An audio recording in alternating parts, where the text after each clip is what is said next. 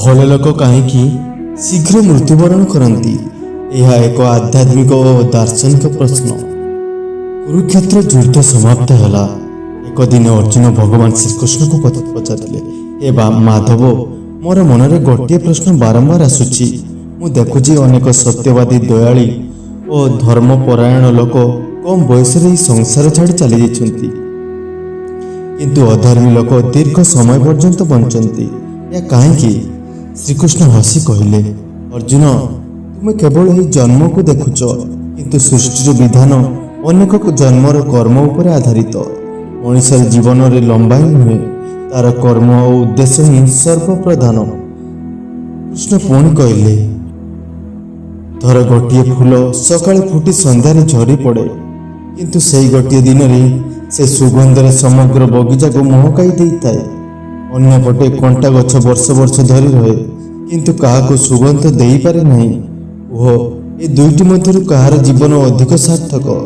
ଅର୍ଜୁନ ଉତ୍ତର ଦେଲେ, ନିଶ୍ଚୟ ସୁଗନ୍ଧ ହୋଇଥିବ ଫୁଲର।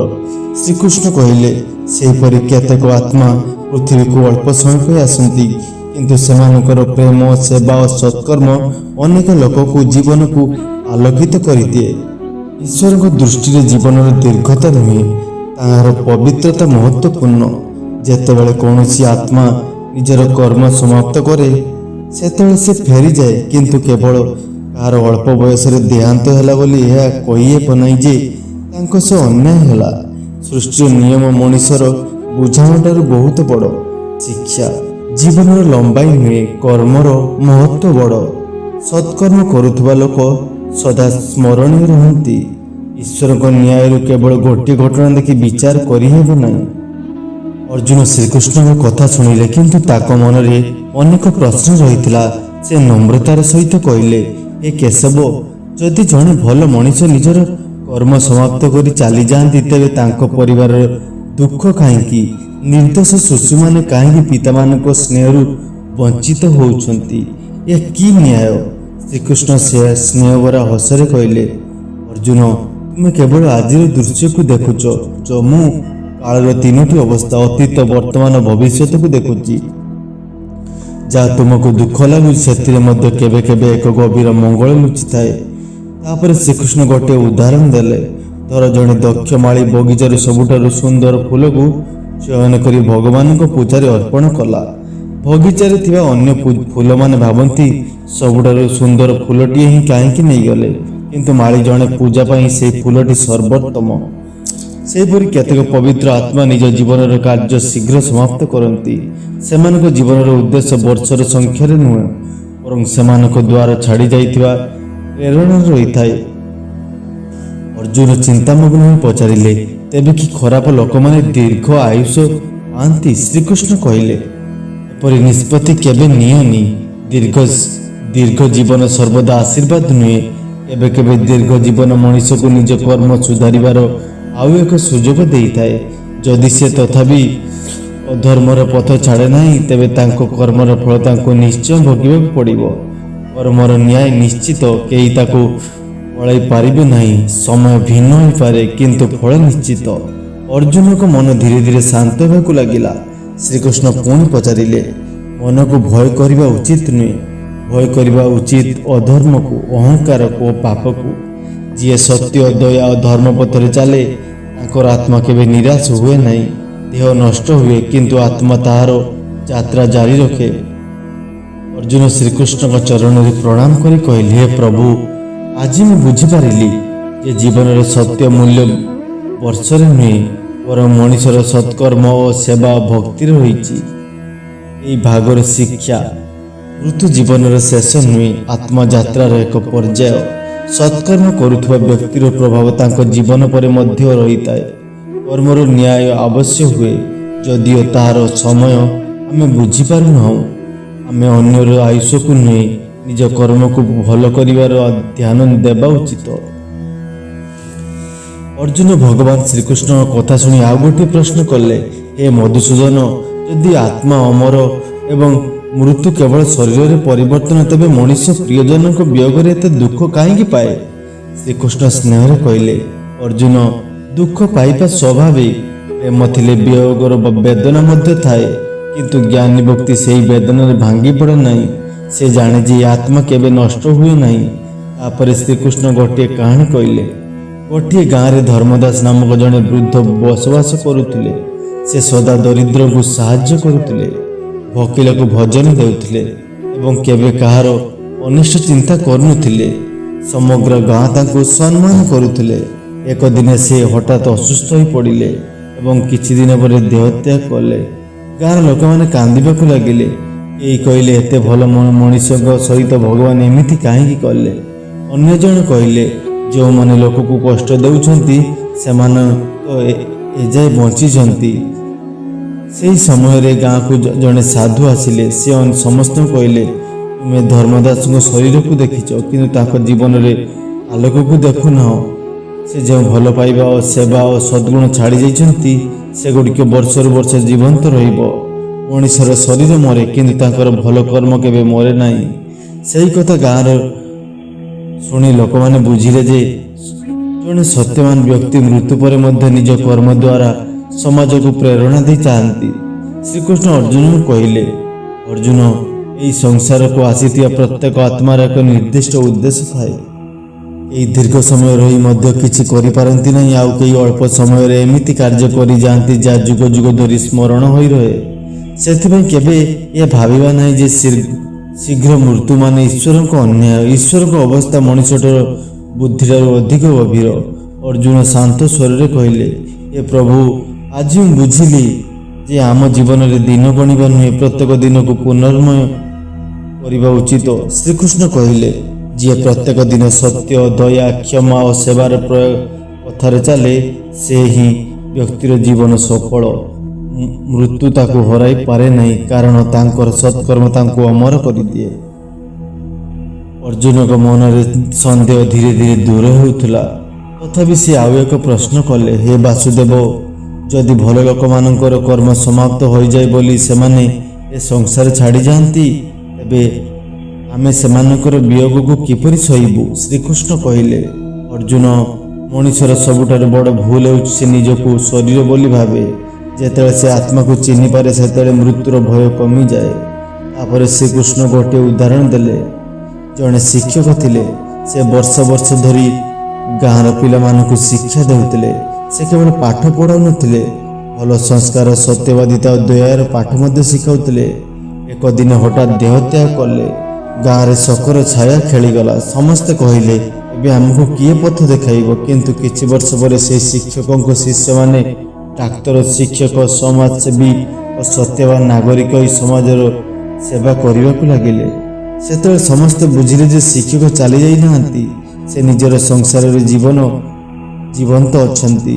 ଶ୍ରୀକୃଷ୍ଣ କହିଲେ, ଅର୍ଜୁନ, ଭଲ ଲୋକଙ୍କର ସବୁଠାରୁ ବଡ଼ ସମ୍ପତ୍ତି ଧନ ନୁହେଁ, ସେମାନଙ୍କର ସଦ୍ଗୁଣ। ସେମାନେ ଚାଲିଗଲା ପରେ ମଧ୍ୟ ସେହି ସଦ୍ଗୁଣ ଅନେକ ହୃଦୟରେ ବଞ୍ଚି ରହେ। ଅର୍ଜୁନ ପଚାରିଲେ, ହେ ପ୍ରଭୁ, ତେବେ କି ଆମେ ପ୍ରିୟଜନଙ୍କ ବିୟୋଗରେ କାନ୍ଦିବା ଉଚିତ ନୁହେଁ? ଶ୍ରୀକୃଷ୍ଣ ଉତ୍ତର ଦେଲେ, ଲୁହ ଝରିବା ଦୋଷ ନୁହେଁ, କିନ୍ତୁ ନିରାଶାରେ ଡୁବି ରହିବା ଉଚିତ ନୁହେଁ। ସେମାନଙ୍କ ସ୍ମୃତିରେ ଭଲ କାମ କର। ଯଦି ସେମାନେ ଭକିଲାକୁ ଭୋଜନ ଦେଉଥିଲେ, ତୁମେ ମଧ୍ୟ ଦିଅ। ଯଦି ସେମାନେ ସତ୍ୟର ପଥରେ ଚାଲୁଥିଲେ, ତୁମେ ମଧ୍ୟ ସେହି ପଥରେ ଚାଲ। ଏହା ହିଁ ସେମାନଙ୍କ ପ୍ରତି ସତ୍ୟ ଶ୍ରଦ୍ଧାଞ୍ଜଳି। ଶ୍ରୀକୃଷ୍ଣ ଆହୁରି କହିଲେ, ମନେ ରଖ, ଜଣେ ଭଲ ମଣିଷର ମୃତ୍ୟୁ ତାଙ୍କ ଜୀବନର ଶେଷ ନୁହେଁ। ତାଙ୍କର ଆଦର୍ଶ, ତାଙ୍କର ଶିକ୍ଷା ଓ ତାଙ୍କର ପୁଣ୍ୟ କାର୍ଯ୍ୟ ସମାଜର ଆଲୋକ ଦେଇଥାଏ। ସେହି ଆଲୋକକୁ ଆଗକୁ ବଢ଼ାଇବା ହିଁ ଜୀବିତ ଲୋକଙ୍କର କର୍ତ୍ତବ୍ୟ। ଅର୍ଜୁନ ଗଭୀର ଭାବରେ କହିଲେ, ହେ ଜନାର୍ଦ୍ଦନ, ଆଜି ମୁଁ ବୁଝିଲି ଯେ ଜଣେ ସତ୍ୟବାନ ମଣିଷ କେବେ ମରନ୍ତି ନାହିଁ। ସେ ନିଜ କର୍ମ, ନିଜ ଆଦର୍ଶ, ନିଜ ପ୍ରେମର ସଦା ଜୀବନ୍ତ ରହନ୍ତି। ଶ୍ରୀକୃଷ୍ଣ ହସି କହିଲେ, ଅର୍ଜୁନ, ଏହା ହିଁ ଜୀବନର ସତ୍ୟ। ସମୟ ଶରୀରକୁ ନେଇଯାଏ, କିନ୍ତୁ ସତ୍କର୍ମକୁ କେବେ ନଷ୍ଟ କରିପାରେ ନାହିଁ। ସେଥିପାଇଁ ମୃତ୍ୟୁକୁ ନୁହେଁ, ଅଧର୍ମକୁ ଭୟ କର। ଶିକ୍ଷା, ଜଣେ ଭଲ ମଣିଷ ନିଜ ସଦ୍ଗୁଣ କର୍ମ ମାଧ୍ୟମରେ ମୃତ୍ୟୁ ପରେ ମଧ୍ୟ ଜୀବନ୍ତ ରହନ୍ତି। ପ୍ରିୟଜନଙ୍କ ସ୍ମୃତିରେ ସତ୍କର୍ମ କରିବା ହିଁ ସର୍ବୋତ୍ତମ ଶ୍ରଦ୍ଧାଞ୍ଜଳି। ଆତ୍ମା ଅମର, ନଶ୍ୱର କେବଳ ଶରୀର। ଜୀବନରେ ପ୍ରକୃତ ସଫଳତା ଦୀର୍ଘ ଆୟୁଷରେ ନୁହେଁ, ବରଂ ସେବା, ଧର୍ମ ଓ ସଦାଚାରରେ ରହିଛି। ଅର୍ଜୁନ ଭଗବାନ ଶ୍ରୀକୃଷ୍ଣଙ୍କ ଉପଦେଶ ଶୁଣି ପୁଣି ଗଭୀର ଚିନ୍ତାରେ ପଡ଼ିଗଲେ। କିଛି ସମୟ ପରେ ସେ ପୁଣି ପଚାରିଲେ, ହେ ଗୋବିନ୍ଦ, ଅନେକ ଭଲ ଲୋକ ନିଜ ସାରା ଜୀବନ ଅନ୍ୟମାନଙ୍କ ସେବା କରନ୍ତି, କାହାର ଅନିଷ୍ଟ କରନ୍ତି ନାହିଁ, ତଥାପି ସେମାନଙ୍କୁ ରୋଗ କଷ୍ଟ ଓ ଅକାଳ ମୃତ୍ୟୁ ସହିବାକୁ ପଡ଼େ। ଏହାର କାରଣ କ'ଣ? ଶ୍ରୀକୃଷ୍ଣ ଶାନ୍ତ ସ୍ୱରରେ କହିଲେ, ଅର୍ଜୁନ, ମଣିଷ କେବଳ ବର୍ତ୍ତମାନକୁ ଦେଖେ, କିନ୍ତୁ କର୍ମର ନିୟମ ଅନେକ ଜନ୍ମକୁ ନେଇ କାର୍ଯ୍ୟ କରେ। ସବୁ ଦୁଃଖ ପାପର ଫଳ ବୋଲି କହିବା ମଧ୍ୟ ଠିକ୍ ନୁହେଁ, ଆଉ ସବୁ ସୁଖ ପୁଣ୍ୟର ପ୍ରମାଣ ବୋଲି କହିବା ଠିକ୍ ନୁହେଁ। ମଣିଷ ସମସ୍ତ କାରଣ ଜାଣିପାରେ ନାହିଁ। କେବେ କେବେ କଷ୍ଟ ମଣିଷର ଅନ୍ୟ ମନକୁ ଅଧିକ ନମ୍ର, ଦୟାଳୁ ଓ ଶକ୍ତିଶାଳୀ କରିଥାଏ। ଅନେକ ମହାନ ଆତ୍ମା ନିଜ ଜୀବନରେ ବିପଦ ସହିତ ମଧ୍ୟ ଧର୍ମର ପଥ ଛାଡ଼ି ନଥିଲେ। ତାପରେ ଶ୍ରୀକୃଷ୍ଣ ଗୋଟିଏ କାହାଣୀ କହିଲେ।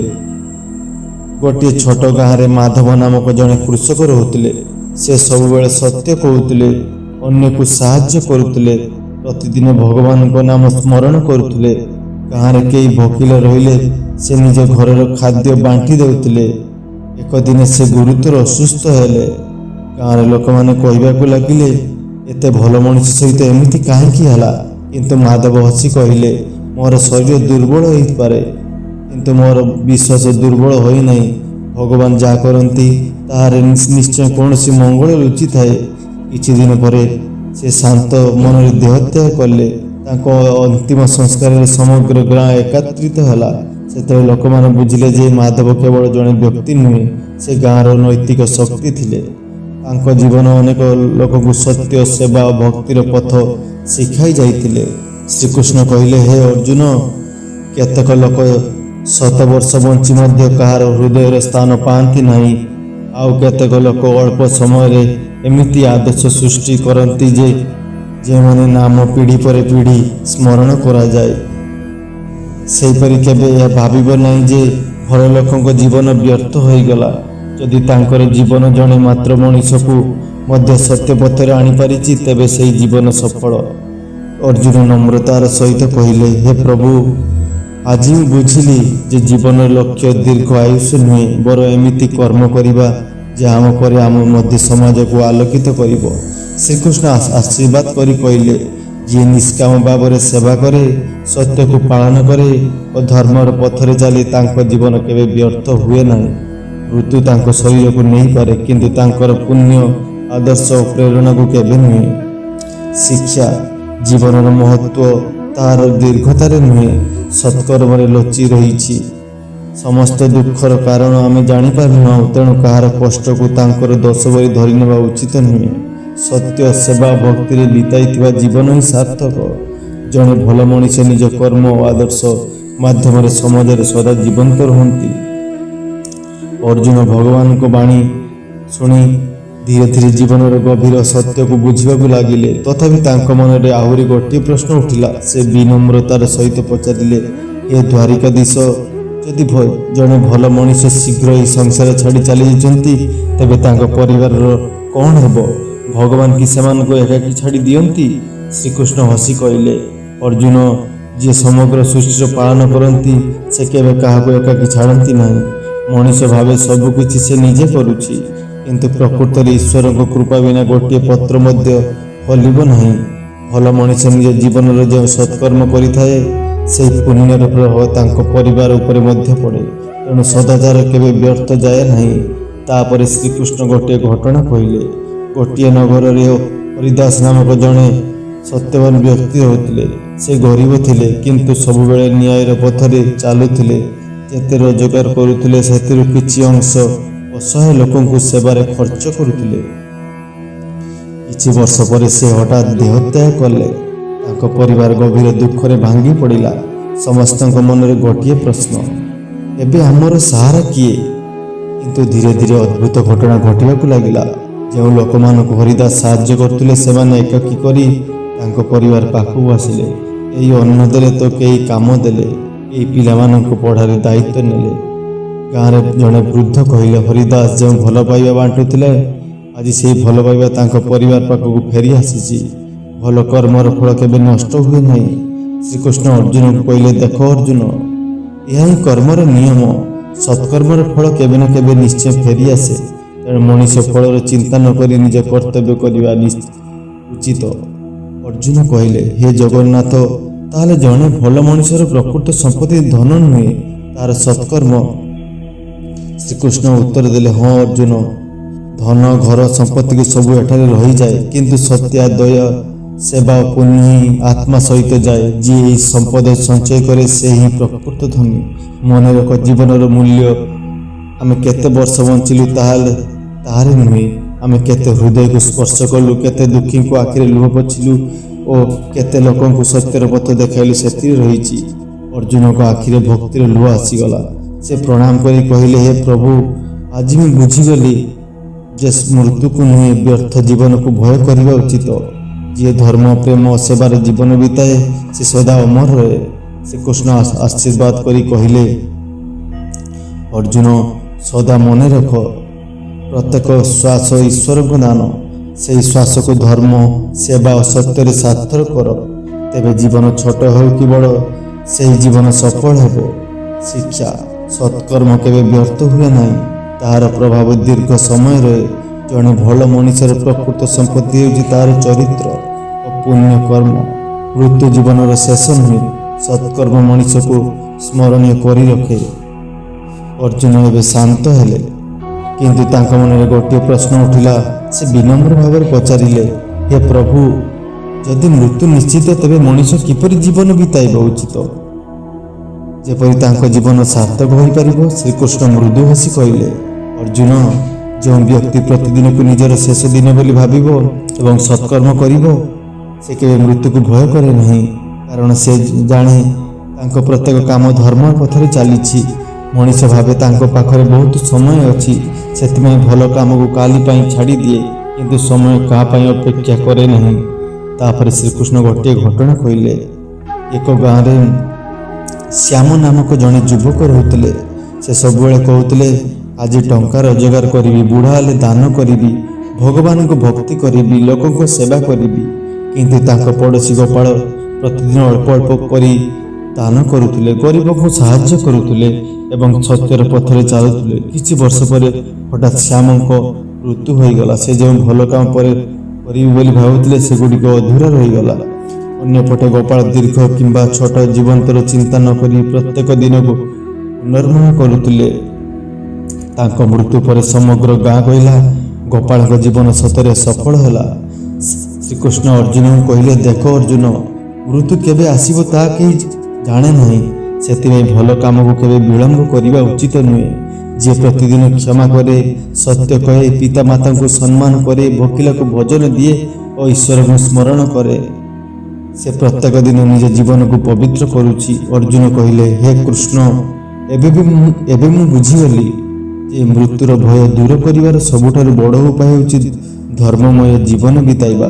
ଶ୍ରୀକୃଷ୍ଣ ଉତ୍ତର ଦେଲେ, ଠିକ୍ କହିଛ ଅର୍ଜୁନ, ଯିଏ ଧର୍ମର ଜୀବନ ବିତାଏ ତାଙ୍କ ପାଇଁ ମୃତ୍ୟୁ ଶେଷ ନୁହେଁ, ବରଂ ଏକ ନୂତନ ଯାତ୍ରାର ଆରମ୍ଭ। ତେଣୁ ମୃତ୍ୟୁକୁ ଭୟ କରିବା ବଦଳରେ ଜୀବନକୁ ମହାନ କରିବାର ମନ ନିଅ। ତାପରେ ଶ୍ରୀକୃଷ୍ଣ ଶେଷରେ କହିଲେ, ମନେ ରଖ, ମଣିଷର ପରିଚୟ ତାଙ୍କ ବୟସରେ ନୁହେଁ, ତାଙ୍କର ବ୍ୟବହାରରେ। ଜଣେ ଭଲ ମଣିଷ ଅଳ୍ପ ସମୟ ବଞ୍ଚିଲେ ମଧ୍ୟ ହଜାର ହୃଦୟରେ ସ୍ଥାନ ପାଇପାରନ୍ତି। ସେଥିପାଇଁ ପ୍ରତ୍ୟେକ ଦିନକୁ ପ୍ରେମ, ସେବା, ସତ୍ୟ ଓ ଭକ୍ତିରେ ପୂର୍ଣ୍ଣ କର। ଶିକ୍ଷା, ଭଲ କାମକୁ କେବେ କାଲି ପାଇଁ ଛାଡ଼ିବା ଉଚିତ ନୁହେଁ। ଜୀବନର ସାର୍ଥକତା ବର୍ଷରେ ନୁହେଁ, ସତ୍କର୍ମରେ ରହିଛି। ଧର୍ମ, ସେବା, କ୍ଷମା ଓ ଭକ୍ତି ମଣିଷକୁ ମୃତ୍ୟୁ ଭୟରୁ ମୁକ୍ତ କରିଥାଏ। ଅର୍ଜୁନ ଗଭୀର ଶ୍ରଦ୍ଧାର ସହିତ ଶ୍ରୀକୃଷ୍ଣଙ୍କୁ କହିଲେ, ହେ ପରମେଶ୍ୱର, ଯଦି ଜୀବନ ଏତେ ଅନିଶ୍ଚିତ, ତେବେ ମଣିଷ କେଉଁ ସମ୍ପତ୍ତି ସଂଗ୍ରହ କରିବା ଉଚିତ ଯାହା ମୃତ୍ୟୁ ପରେ ମଧ୍ୟ ତାହାଙ୍କ ସହିତ ରହିବ? ଶ୍ରୀକୃଷ୍ଣ କହିଲେ, ଅର୍ଜୁନ, ଏହି ସଂସାରରେ ଧନ, ସମ୍ପତ୍ତି, ମାନ, ସମ୍ମାନ, ଐଶ୍ୱର୍ଯ୍ୟ ସବୁ ଏଠାରେ ରହିଯାଏ। ମଣିଷ କେବଳ ତାଙ୍କର କର୍ମର ଫଳ ଯାଏ। ସେଥିପାଇଁ ଯିଏ ପୁଣ୍ୟ, ଦୟା, ସତ୍ୟ ଓ ସେବା ଗ୍ରହ କରେ ସେ ପ୍ରକୃତ ଧନୀ। ତାପରେ ଶ୍ରୀକୃଷ୍ଣ ଏକ ଘଟଣା କହିଲେ। ଗୋଟିଏ ନଗରରେ ଦୁଇ ଜଣ ବ୍ୟକ୍ତି ରହୁଥିଲେ। ଜଣଙ୍କ ନାମ ଥିଲା ବିଶ୍ୱନାଥ, ଅନ୍ୟ ଜଣଙ୍କ ନାମ ଥିଲା ସୁଧାକର। ବିଶ୍ୱନାଥ ବହୁତ ଧନୀ ଥିଲେ। ସେ କେବଳ ଧନ ସଞ୍ଚୟ କରୁଥିଲେ, କାହାକୁ ସାହାଯ୍ୟ କରୁନଥିଲେ। ତାଙ୍କର ଭୟ ଥିଲା ମୋର ଧନ କମିଯିବ। ସୁଧାକର ସାଧାରଣ ଜୀବନ ବିତାଉଥିଲେ, କିନ୍ତୁ ସେ ପ୍ରତିଦିନ କାହାର ନା କାହାର ଉପକାର କରୁଥିଲେ। କେବେ ଜଣେ ଭୋକିଲାକୁ ଖାଇବାକୁ ଦେଉଥିଲେ ତ କେବେ ଅସୁସ୍ଥଙ୍କ ସେବା କରୁଥିଲେ, ତ କେବେ ଦୁଃଖୀଙ୍କୁ ସାନ୍ତ୍ୱନା ଦେଉଥିଲେ। କିଛି ବର୍ଷ ପରେ ଦୁହେଁ ଏହି ସଂସାର ଛାଡ଼ି ଚାଲିଗଲେ। ବିଶ୍ୱନାଥଙ୍କ ବଡ଼ ଘର, ସୁନା ଓ ଧନ ସବୁ ଏଠାରେ ରହିଗଲା। କିଛି ସମୟ ପରେ ଲୋକମାନେ ତାଙ୍କୁ ଭୁଲିଗଲେ, କିନ୍ତୁ ସୁଧାକରଙ୍କ କଥା ଗାଁରେ ବର୍ଷ ବର୍ଷ ଧରି କୁହାଯାଉଥିଲା। ଲୋକମାନେ କହୁଥିଲେ ସେ ଧନୀ ନଥିଲେ, କିନ୍ତୁ ହୃଦୟରେ ସବୁଠାରୁ ବଡ଼ ଧନୀ ଥିଲେ। ଶ୍ରୀକୃଷ୍ଣ ଅର୍ଜୁନଙ୍କୁ କହିଲେ, ଦେଖ ଅର୍ଜୁନ, ଶରୀର ଯିବା ପରେ ଧନର ମୂଲ୍ୟ ଶେଷ ହୋଇଯାଏ, କିନ୍ତୁ ସତ୍କର୍ମ ମୂଲ୍ୟ କେବେ ଶେଷ ହୁଏ ନାହିଁ। ଯିଏ ଅନ୍ୟମାନଙ୍କ ହୃଦୟରେ ସ୍ଥାନ କରିପାରେ ସେ ହିଁ ପ୍ରକୃତରେ ଅମର। ଅର୍ଜୁନ ପଚାରିଲେ, ହେ କୃଷ୍ଣ, ତାହେଲେ ମଣିଷର ସବୁଠାରୁ ଉତ୍ତରାଧିକାର କ'ଣ? ଶ୍ରୀକୃଷ୍ଣ କହିଲେ, ମଣିଷର ସବୁଠାରୁ ବଡ଼ ଉତ୍ତରାଧିକାର ହେଉଛି ତାର ଭଲ ଚରିତ୍ର।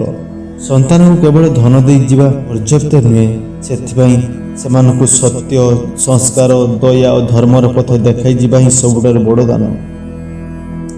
ମନେ ରଖ, ଜଣେ ଭଲ ମଣିଷଙ୍କ ଜୀବନ ସମାପ୍ତ ହୋଇପାରେ, କିନ୍ତୁ ତାଙ୍କର ଆଦର୍ଶ କେବେ ସମାପ୍ତ ହୁଏ ନାହିଁ। ଯେପର୍ଯ୍ୟନ୍ତ ଲୋକମାନେ ତାଙ୍କୁ ଦେଖାଇଥିବା ପଥରେ ଚାଲିବେ, ସେ ପର୍ଯ୍ୟନ୍ତ ସେ ଜୀବିତ ରହିବେ। ଅର୍ଜୁନଙ୍କ ମନ ସମ୍ପୂର୍ଣ୍ଣ ଶାନ୍ତ ହୋଇଗଲା। ସେ କହିଲେ, ହେ ପ୍ରଭୁ, ଆଜି ମୁଁ ବୁଝିପାରିଲି ଯେ ଭଲ ମଣିଷର ପ୍ରକୃତ ପରିଚୟ ତାଙ୍କର ଆୟୁଷ ନୁହେଁ, ବରଂ ସେ ଅନ୍ୟମାନଙ୍କ ଜୀବନରେ କେତେ ଆଲୋକ ଛାଡ଼ି ଯାଇଛନ୍ତି। ଶ୍ରୀକୃଷ୍ଣ ଶେଷରେ କହିଲେ, ଅର୍ଜୁନ, ପ୍ରତ୍ୟେକ ଦିନ ଏପରି ଜୀବନ ବିତାଅ ଯେପରି ଆଜି ହିଁ ତୁମର ଶେଷ ଦିନ। ତା ପ୍ରତି ଘୃଣା କର ନାହିଁ, କାହାର ଅହିତ କର ନାହିଁ, ସତ୍ୟ ଧର୍ମକୁ କେବେ ଛାଡ଼ ନାହିଁ। କେବେ ମୃତ୍ୟୁ ଆସିଲେ ମଧ୍ୟ ତୁମ ଆତ୍ମା ନିର୍ଭୟ ରହିବ। ଶିକ୍ଷା, ପ୍ରକୃତ ଧନ ହେଉଛି ସତ୍କର୍ମ ଓ ଭଲ ଚରିତ୍ର। ଧନ ସମ୍ପତ୍ତି ଏଠାରେ ରହିଯାଏ, କିନ୍ତୁ ପୁଣ୍ୟକର୍ମର ପ୍ରଭାବ ଦୀର୍ଘ ସମୟ ରହେ। ଜଣେ ଭଲ ମଣିଷ ନିଜ ଆଦର୍ଶ ସେବାଭାବ ଦ୍ୱାରା ଅନେକ ଜୀବନକୁ ପ୍ରେରିତ କରନ୍ତି। ଅର୍ଜୁନ ବିନମ୍ରତାର ସହ ଭଗବାନ ଶ୍ରୀକୃଷ୍ଣଙ୍କୁ ପଚାରିଲେ, ହେ ମାଧବ, ଯଦି ଜଣେ ଭଲ ଲୋକର ଜୀବନ ଏତେ ମୂଲ୍ୟବାନ, ତେବେ ସେ ଚାଲିଯିବା ପରେ ଆମେ ତାଙ୍କୁ କିପରି ସ୍ମରଣ କରିବା ଉଚିତ? ଶ୍ରୀକୃଷ୍ଣ ଶାନ୍ତ ସ୍ୱରରେ କହିଲେ, ଅର୍ଜୁନ, କେବଳ ଲୁହ ଝରାଇଲେ କାହାର ସମ୍ମାନ ହୁଏ ନାହିଁ। ଜଣେ ସୁପୁରୁଷକୁ ପ୍ରକୃତ ସମ୍ମାନ ସେତେବେଳେ ହୁଏ ଯେତେବେଳେ ଆମେ ତାଙ୍କର ଭଲ ଗୁଣକୁ ନିଜ ଜୀବନରେ ଆଣିଥାଉ। ଯଦି ସେ ସତ୍ୟବାଦୀ ଥିଲେ, ତୁମେ ମଧ୍ୟ ସତ୍ୟ କୁହ। ଯଦି ସେ ଦୟାଳୁ ଥିଲେ, ତୁମେ ମଧ୍ୟ ଦୟାଳୁ ହୁଅ। ଏହା ହିଁ ତାଙ୍କ ପ୍ରତି ସବୁଠାରୁ ବଡ଼ ଶ୍ରଦ୍ଧାଞ୍ଜଳି। ତାପରେ ଶ୍ରୀକୃଷ୍ଣ ଗୋଟିଏ ଉଦାହରଣ ଦେଲେ। ଗୋଟିଏ ଗାଁରେ ରଘୁନାଥ ନାମକ ଜଣେ ବୃଦ୍ଧ ବସବାସ କରୁଥିଲେ। ସେ ପ୍ରତିଦିନ ସକାଳେ ମନ୍ଦିରକୁ ଯାଉଥିଲେ, ଗରିବଙ୍କୁ ଭୋଜନ ଦେଉଥିଲେ ଓ ଗାଁର ଝଗଡ଼ା ଶାନ୍ତ କରୁଥିଲେ। ସମୟ ଆସିଲା, ସେ ଶାନ୍ତ ଭାବରେ ଦେହତ୍ୟାଗ କଲେ। ପ୍ରଥମ କିଛି ଦିନ ସମସ୍ତେ ତାଙ୍କ ପାଇଁ କାନ୍ଦିଲେ, କିନ୍ତୁ ଜଣେ ବୃଦ୍ଧ ସାଧୁ କହିଲେ, ଯଦି ତୁମେ ସତରେ ରଘୁନାଥକୁ ଭଲ ପାଉଥିଲ, ତେବେ କେବଳ କାନ୍ଦନି, ସେ ଯେଉଁ ଭଲ କାମ କରୁଥିଲେ ସେହି କାମକୁ ଆଗକୁ ବଢ଼ାଅ। ସେହି ଦିନଠାରୁ ଗାଁର ଯୁବକମାନେ ପ୍ରତି ସପ୍ତାହରେ ଗରିବକୁ ଭୋଜନ ଦେବା ଆରମ୍ଭ କଲେ। କେହି ଗଛ ଲଗାଇଲେ ତ କେହି ବୃଦ୍ଧଙ୍କ ସେବା କଲେ, କେହି ପିଲାମାନଙ୍କୁ ନିଃଶୁଳ୍କ ପଢ଼ାଇଲେ। କିଛି ବର୍ଷ ପରେ ଗାଁଟି ଅନ୍ୟ ଗାଁମାନଙ୍କ ପାଇଁ ଏକ ଆଦର୍ଶ ହୋଇଗଲା। ଶ୍ରୀକୃଷ୍ଣ କହିଲେ, ଦେଖ ଅର୍ଜୁନ, ଜଣେ ଭଲ ମଣିଷ ଶରୀରରେ ନଥାଇ ପାରନ୍ତି, କିନ୍ତୁ ତାଙ୍କର ଆଦର୍ଶ ଶତାଧିକ ଲୋକଙ୍କ ବଞ୍ଚି ରହିପାରେ। ଏହା ହିଁ ପ୍ରକୃତ ଅମରତ୍ୱ। ଅର୍ଜୁନ ପଚାରିଲେ, ହେ ପ୍ରଭୁ, ଏ ମଣିଷ କେଉଁ ଭୟକୁ ସବୁଠାରୁ ଅଧିକ ଭୟ କରିବା ଉଚିତ? ଶ୍ରୀକୃଷ୍ଣ କହିଲେ, ମୃତ୍ୟୁକୁ ନୁହେଁ, ଅଧର୍ମକୁ ଭୟ କର, ମିଥ୍ୟା, ଅହଙ୍କାର, ଲୋଭ ଓ ଅନ୍ୟାୟକୁ ଭୟ କର, କାରଣ ଏଗୁଡ଼ିକ ମଣିଷର ଆତ୍ମାକୁ ଦୁର୍ବଳ କରିଥାଏ। ଯିଏ ପ୍ରତିଦିନ ନିଜ ମନକୁ ପବିତ୍ର ରଖେ, ଅନ୍ୟକୁ ସମ୍ମାନ କରେ ଓ ଈଶ୍ୱରଙ୍କୁ ସ୍ମରଣ କରେ, ତାଙ୍କ ପାଇଁ ଜୀବନ ମଧ୍ୟ ମଙ୍ଗଳମୟ ହୁଏ ଏବଂ ମୃତ୍ୟୁ ମଧ୍ୟ ଭୟଙ୍କର ଲାଗେ ନାହିଁ। ଅର୍ଜୁନ ହାତ ଯୋଡ଼ି କହିଲେ, ହେ ବାସୁଦେବ, ଆଜି ମୁଁ ବୁଝିଲି ଜଣେ ଭଲ ମଣିଷର ମୃତ୍ୟୁ ଶେଷ ନୁହେଁ। ସେ ନିଜ ସଦ୍ଗୁଣ, ସେବା, ପ୍ରେମ ମାଧ୍ୟମରେ ସଦା ଜୀବନ୍ତ ରହନ୍ତି। ଶ୍ରୀକୃଷ୍ଣ ଶେଷରେ କହିଲେ, ଅର୍ଜୁନ, ଜୀବନକୁ ଏପରି ବଞ୍ଚ ଯେପରି ତୁମେ ଯିବା ପରେ ଲୋକମାନେ ତୁମ ଧନକୁ ନୁହେଁ, ତୁମର ସଦ୍ଗୁଣକୁ ସ୍ମରଣ କରନ୍ତୁ। ମଣିଷର ସବୁଠାରୁ ବଡ଼ ପରିଚୟ ହେଲା ତାଙ୍କର ଚରିତ୍ର, ତାଙ୍କର ଧନ ନୁହେଁ। ଶିକ୍ଷା, ଜଣେ ଭଲ ମଣିଷଙ୍କ ପ୍ରକୃତ ଶ୍ରଦ୍ଧାଞ୍ଜଳି ହେଉଛି ତାଙ୍କ ଆଦର୍ଶକୁ ଅନୁସରଣ କରିବା। ମୃତ୍ୟୁଠାରୁ ଅଧିକ ଅଧର୍ମ, ଲୋଭ, ଅହଙ୍କାରକୁ ଭୟ କରିବା ଉଚିତ। ସଦ୍ଗୁଣ ହିଁ ମଣିଷ ସମାଜର ଅମର କରେ। ଅର୍ଜୁନ ଭଗବାନ ଶ୍ରୀକୃଷ୍ଣଙ୍କ ସମସ୍ତ ଉପଦେଶ ଶୁଣିବା ପରେ ତାଙ୍କ ମନରେ ଥିବା ସମସ୍ତ ସନ୍ଦେହ ଦୂର ହୋଇଗଲା। ସେ ବିନମ୍ରତାର ସହିତ କହିଲେ, ହେ ପରମାତ୍ମା, ଆଜି ମୁଁ ବୁଝିଗଲି ଯେ ଜୀବନର ମହତ୍ତ୍ୱ ବର୍ଷରେ ନୁହେଁ, ବରଂ କର୍ମ, ପ୍ରେମ ଓ ଧର୍ମରେ ରହିଛି। କିନ୍ତୁ ଆପଣ ମୋତେ ଏକ ଶେଷ ଉପଦେଶ ଦିଅନ୍ତୁ ଯାହାକୁ ପ୍ରତ୍ୟେକ ମଣିଷ ନିଜ ଜୀବନରେ ପାଳନ କରିପାରିବେ। ଶ୍ରୀକୃଷ୍ଣ ମଧୁର ସ୍ୱରରେ କହିଲେ, ହେ ଅର୍ଜୁନ, ମନେ ରଖ, ମୃତ୍ୟୁ କେବେ ଶତ୍ରୁ ନୁହେଁ। ଶତ୍ରୁ ହେଉଛି ଅଜ୍ଞାନ, ଅହଙ୍କାର, ଲୋଭ ଓ ଅଧର୍ମ। ଯେ ମଣିଷ ଏହି ଚାରୋଟିକୁ ଜିତିପାରେ ସେ ଜୀବନରେ ମଧ୍ୟ ବିଜୟୀ ଏବଂ ମୃତ୍ୟୁ ପରେ ମଧ୍ୟ ସମ୍ମାନିତ ହୁଏ। ଯେତେବେଳେ ତୁମେ କାହାକୁ ସାହାଯ୍ୟ କର, କାହାର ଲୁହ ପୋଛ, କ୍ଷମା କର, ସତ୍ୟ କୁହ ଏବଂ ଧର୍ମ ପଥରେ ଚାଲ, ସେତେବେଳେ ତୁମେ ନିଜ ଆତ୍ମାକୁ ପବିତ୍ର କରୁଛ। ଏହି ପୃଥିବୀକୁ ଆସିଥିବା ପ୍ରତ୍ୟେକ ମଣିଷ ଗୋଟିଏ ଦିନ ଚାଲିଯିବେ, କିନ୍ତୁ ଦୁଇ ପ୍ରକାରର ଲୋକ ଥାଆନ୍ତି। ପ୍ରଥମ, ଯେଉଁମାନେ କେବଳ ବଞ୍ଚନ୍ତି ଏବଂ ଚାଲିଯାଆନ୍ତି। ଦ୍ୱିତୀୟ, ଯେଉଁମାନେ ଅନ୍ୟମାନଙ୍କ ହୃଦୟରେ ପ୍ରେମ, ଦୟା ଓ ସତ୍ୟର ଦୀପ ଜଳାଇ ଯାଆନ୍ତି। ଦ୍ୱିତୀୟ ପ୍ରକାରର ମଣିଷମାନେ ହିଁ ପ୍ରକୃତରେ ଅମର। ଅର୍ଜୁନ ଆଖିରେ ଆନନ୍ଦର ଲୁହ ଆସିଗଲା। ସେ କହିଲେ, ହେ ଜଗନ୍ନାଥ, ଆଜି ମୋର ଭୟ ଦୂର ହୋଇଗଲା। ଏବେ ମୁଁ ମୃତ୍ୟୁକୁ ନୁହେଁ, ବ୍ୟର୍ଥ ଜୀବନକୁ ଭୟ କରିବି। ମୁଁ ପ୍ରତ୍ୟେକ ଦିନ ସତ୍ୟ, ସେବା ଓ ଧର୍ମ ପଥରେ ଚାଲିବାର ସଂକଳ୍ପ କରୁଛି। ଶ୍ରୀକୃଷ୍ଣ ଆଶୀର୍ବାଦ କରି କହିଲେ, ଯିଏ ନିଷ୍କାମ କର୍ମ କରେ, ଯିଏ କାହା ପ୍ରତି ଘୃଣା ରଖେ ନାହିଁ, ଯିଏ ସବୁ ପ୍ରାଣୀରେ ଈଶ୍ୱରଙ୍କ ଅଂଶକୁ ଦେଖେ, ସେହି ମୋର ପ୍ରିୟ ଭକ୍ତ। ସେହି ବ୍ୟକ୍ତିର ଜୀବନ କେବେ ବ୍ୟର୍ଥ ହୁଏ ନାହିଁ। ସେଥିପାଇଁ ହେ ଅର୍ଜୁନ, ଜୀବନ କେତେ ଲମ୍ବା ତାହାର ଚିନ୍ତା କର ନାହିଁ। ଚିନ୍ତା କର ତୁମ ଜୀବନ କେତେ ପବିତ୍ର, କେତେ ଉପକାରୀ, କେତେ ପ୍ରେମମୟ। ଏହା ହିଁ ପ୍ରକୃତ ଧର୍ମ, ଏହା ହିଁ ପ୍ରକୃତ ସଫଳତା। ଏହା ଶୁଣି ଅର୍ଜୁନ ଶ୍ରୀକୃଷ୍ଣଙ୍କ ଚରଣରେ ପ୍ରଣାମ କଲେ। ତାଙ୍କ ମନରେ ସମସ୍ତ ଭୟ, ସନ୍ଦେହ ଦୂର ହୋଇଗଲା। ସେ ବୁଝିପାରିଲେ ଯେ ମଣିଷର ଜୀବନର ମୂଲ୍ୟ ତାହାର ଆୟୁଷରେ ନୁହେଁ, ବରଂ ତାହାର ସତ୍କର୍ମ, ସେବା, ଭକ୍ତି ଓ ପ୍ରେମରେ ରହିଛି। ବାର୍ତ୍ତା। ପ୍ରିୟ ଦର୍ଶକ ବନ୍ଧୁ, ଯଦି ଏହି କାହାଣୀରୁ ଆପଣଙ୍କୁ ଶିକ୍ଷା ପାଇଛନ୍ତି, ତେବେ ଆଜିଠାରୁ ଗୋଟିଏ ସଂକଳ୍ପ ନିଅନ୍ତୁ। କାହାର ମନ ଦୁଃଖ କରିବେ ନାହିଁ, ସତ୍ୟର ପଥରେ ଚାଲିବେ, ନିଷ୍କାମ ଭାବରେ ସେବା କରିବେ ଏବଂ ପ୍ରତିଦିନ ଈଶ୍ୱରକୁ ସ୍ମରଣ କରିବେ। ଏହିପରି ଜୀବନ ହିଁ ପ୍ରକୃତ ସଫଳ ଜୀବନ।